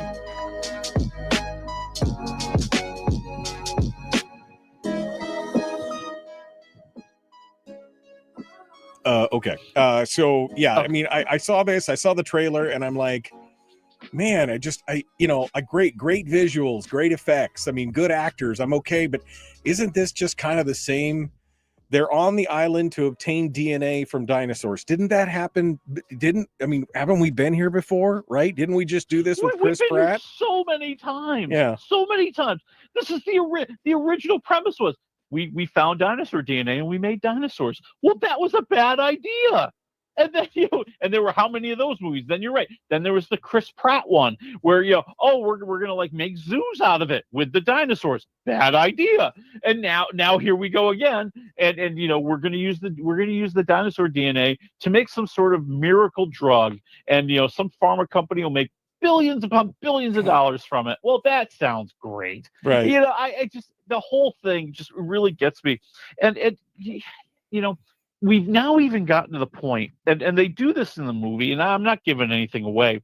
The research facility was like to mutate dinosaurs. It was to like make them meaner and nastier because people were losing interest in dinosaurs. They weren't going to the dinosaur parks as much anymore. So of course they're the worst, most horrible thing. But it's like it's not even educational now. Because okay, I'm not saying Jurassic Park was like educational, okay? But at least we were talking about real dinosaurs. We learned a little something about different species. We learned a little bit more about, the way that they lived. I mean, there was something at least I got from that. We saw them in their natural habitat. Now we're just creating murder machines for your entertainment. Pretty much. That's about it. And we let Scarlett Johansson be kind of cool for 2.5 hours, which is fine. She's very good. It was 2 hours and 15 minutes, pardon me. And she's fine. I mean, she's kind of has this aloof attitude. She's got to kind of stay above the fray because it's her job to get everybody's butt to safety. Right. So, she can't get too emotional. She can't get too dramatic. And I enjoyed watching her doing that. I thought she did a really great job. But yeah, we've been there. We've done that. And let's move on. We need something new. I will be honest with you. I am excited to see John Cena and Idris Elba. John Cena did you ever watch Peacemaker?